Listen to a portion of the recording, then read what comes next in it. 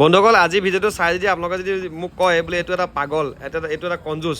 মোক ক'বলৈ একো নাই বেয়াকৈ কমেণ্ট দিলেও মই আপোনালোকক একো ৰিপ্লাই নিদিওঁ কাৰণ মই হৈছোঁ মধ্যবিত্ত ঘৰৰ ল'ৰা কাৰণ ঘৰখন কেনেকৈ চলাব লাগে সেইটো মই ভালকৈ বুজি পাওঁ আৰু মোৰ হাতত এই যে বিশেষ বেগখন দেখিছে ইয়াত এটা বহুত ডাঙৰ সাংঘাতিক বস্তু আছে বস্তুটো আপোনালোকক মই দেখাই আছোঁ চাওক এয়া হৈছে মোৰ ঘৰৰ পুৰণা কেইযোৰমান চেণ্ডেল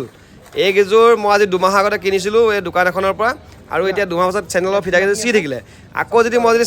চেণ্ডেল যদি কিনিব যাওঁ মই 500 টকা ভৰিব লাগিব খৰচা কৰিব লাগিব গতিকে যদি মই চেণ্ডেলৰ ফিটাকেইযোৰ যদি মই আকৌ যদি চেঞ্জ কৰি লওঁ এযোৰ ফিটাত যদি মই 30 টকাকৈ কিনি লওঁ তেতিয়াহ'লে মই পাঁচযোৰ ফিটা কিনিলে মোৰ 150 টকাত গোটেই কামটো হৈ আছে গতিকে ইয়াত লছটো কি মোৰ কাৰণে সেই ব্যক্তিজনেও 2 পইচা পালে আৰু মোৰ 2 পইচা ৰেহাই হ'ল কথাটো হয় নহয় ভাবি চাবচোন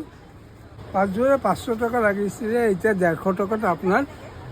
5যোৰ চেণ্ডেলৰ ঠিক হৈ গ'ল বাৰু যিয়েই নহওক কমচে কম পাছফালৰ চোতালত খোজকাঢ়িব পাৰিম চেণ্ডেলকেইযোৰ পিন্ধি নহ'লে লেট্ৰিন বাথৰুমতে ব্যৱহাৰ কৰিব লাগিব এইকেইযোৰ আৰু উপায় নাই